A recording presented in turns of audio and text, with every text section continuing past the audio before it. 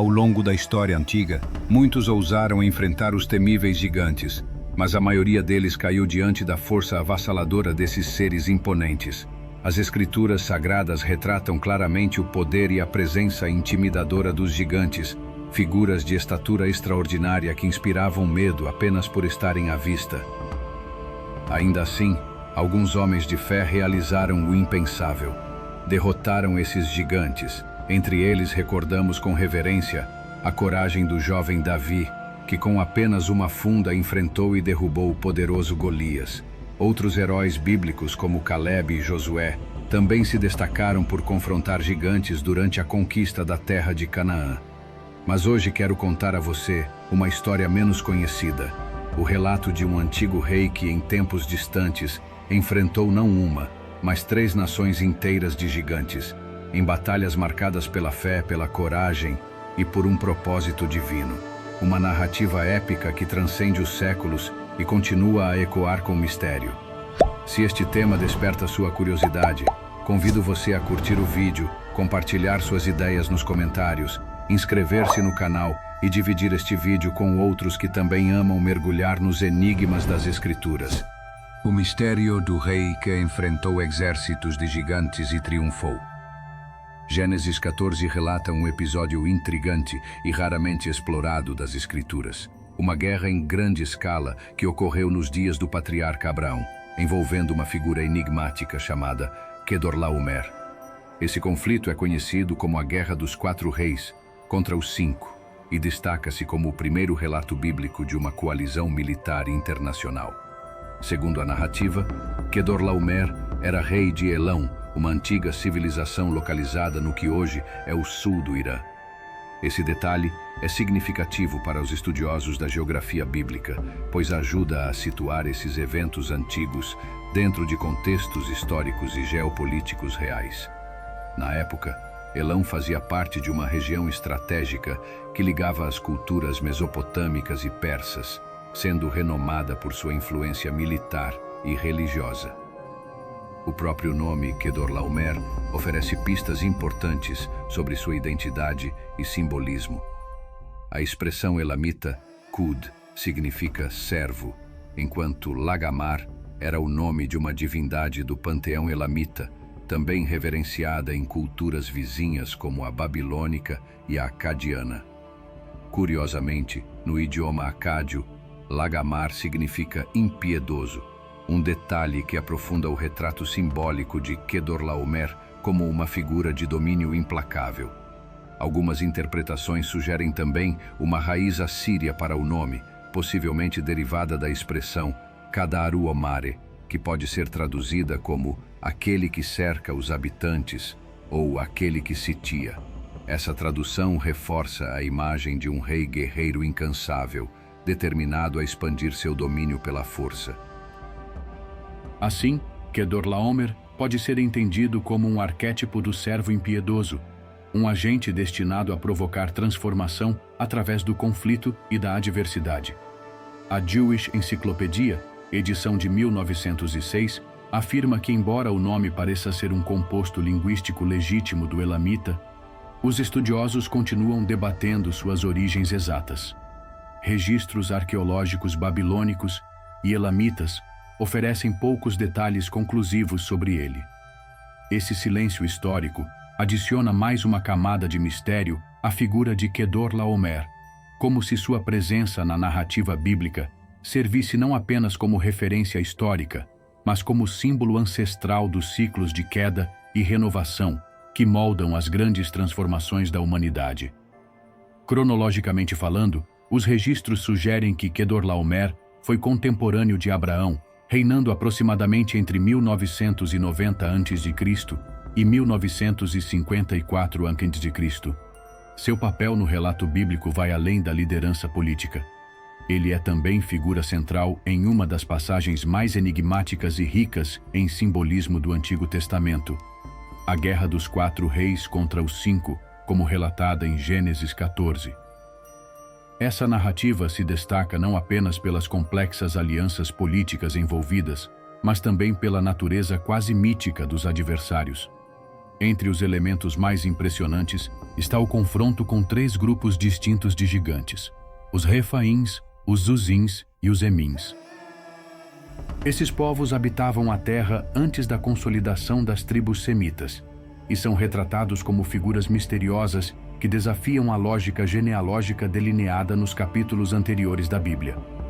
Gênesis 14 descreve um conflito dramático envolvendo 4 reis: Amrafel, rei de Sinar; Arioque, rei de Elazar; Quedorlaomer, rei de Elão; e Tidal, rei das nações, que uniram forças para guerrear contra uma coalizão de 5 reis: Bera, de Sodoma; Birsa, de Gomorra; Sinabe, de Admá; Semeber, de Zeboim, e o rei de Bela, Zoar.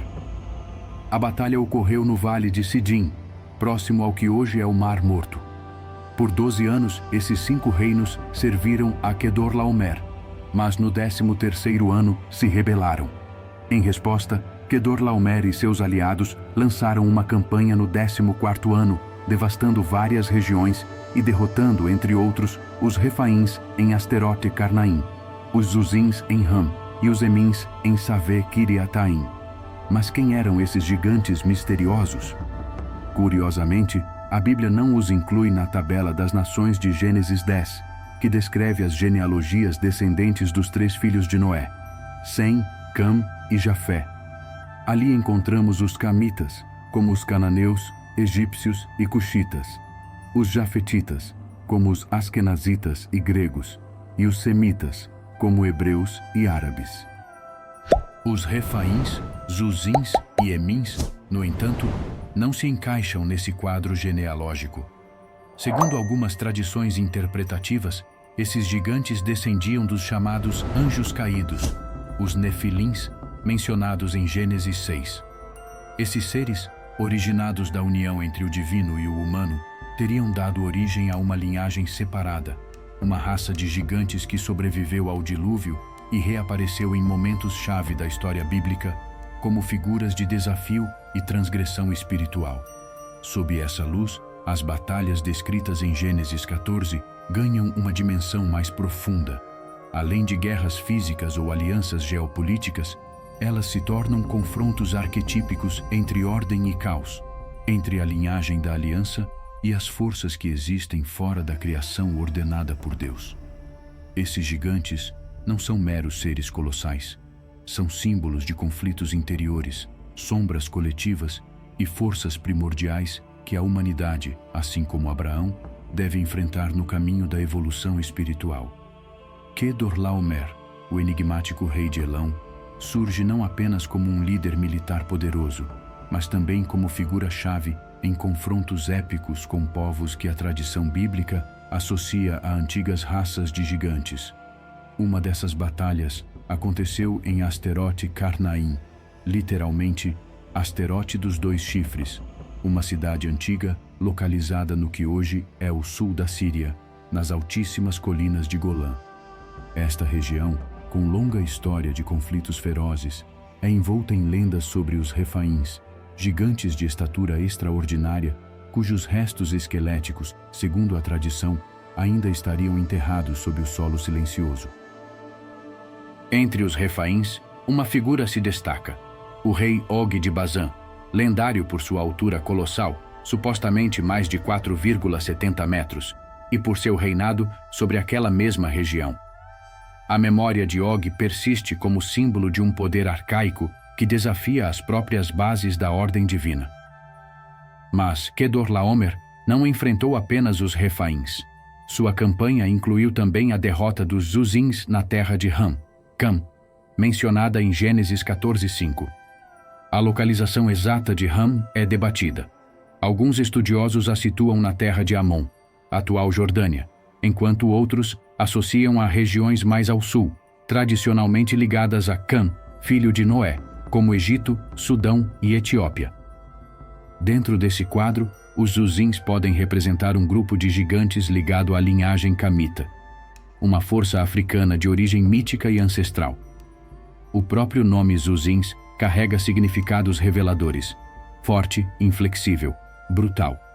Termos que evocam não apenas força física, mas também resistência simbólica às forças transformadoras do tempo. Os gigantes, nesse sentido, podem ser vistos como padrões ancestrais, estruturas maciças de poder que resistem à mudança e ao despertar espiritual da humanidade. Ainda mais inquietante é o simbolismo do nome Refaim, que no hebraico arcaico também pode ser traduzido como os mortos ou as sombras. Isso sugere que esses gigantes eram percebidos como remanescentes de uma era anterior ao dilúvio, possivelmente sobreviventes da linhagem dos Nefilins, os caídos, que desafiaram a ordem divina e sobreviveram à grande purga. Assim, os Refaíns surgem não apenas como gigantes, mas como encarnações do peso de épocas perdidas, ecoando a antiga luta entre luz e trevas. Kedorlaomer também triunfou sobre os Emins, uma terceira linhagem de gigantes localizada na região de Savé Kiriataim, perto da terra de Moabe, atual Jordânia. Como os Uzins e Refaíns, os Emins eram conhecidos por sua estatura imensa e força quase mítica. A jornada de Kedorlaomer, portanto, transcende uma mera conquista territorial.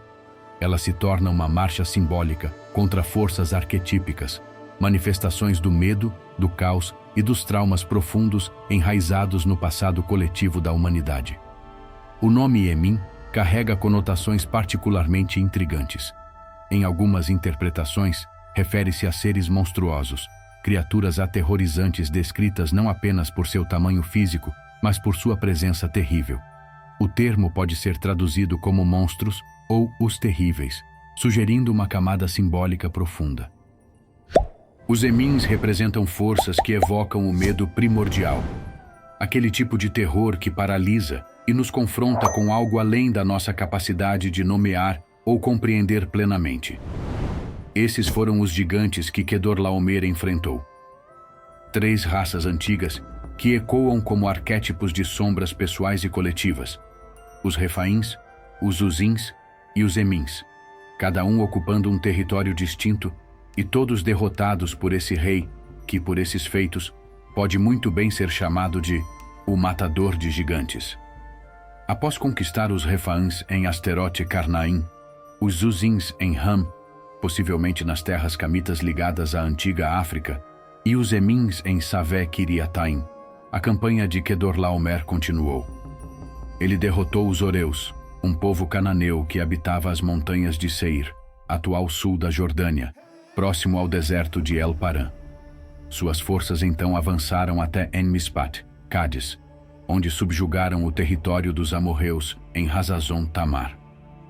Neste ponto, o palco estava montado para um dos confrontos mais conhecidos da narrativa bíblica, a batalha no Vale de Sidim.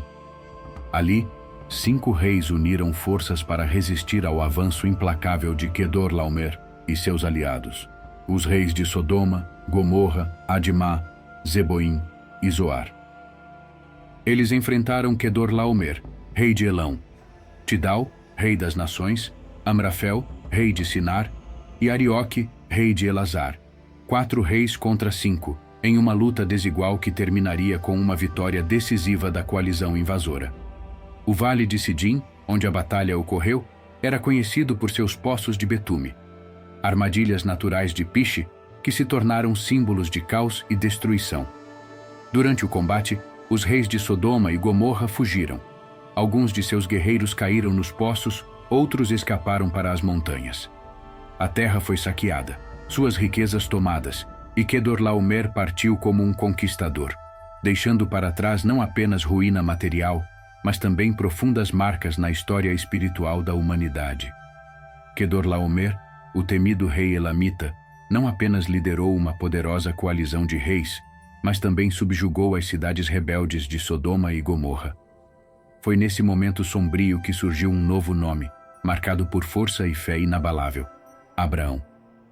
Entre os cativos levados pelos invasores estava Ló, sobrinho de Abraão e filho de Arã, que havia escolhido viver em Sodoma, atraído pela aparente prosperidade da cidade. Quando um dos sobreviventes da batalha conseguiu escapar, correu até os grandes carvalhos de Manre, onde Abraão, referido nas escrituras como o Hebreu, vivia em aliança com os amorreus Manre, Escol e Aner. Ao ouvir que seu parente havia sido levado, Abraão não hesitou. Movido por coragem e um profundo senso de justiça, ele imediatamente reuniu 318 homens treinados, nascidos em sua casa, guerreiros preparados para a batalha. Com estratégia e fé, perseguiu os invasores. A ofensiva de Abraão foi ousada. Sob o manto da noite, ele dividiu suas forças e lançou um ataque surpresa contra os exércitos de Quedorlaomer. A tática foi bem sucedida.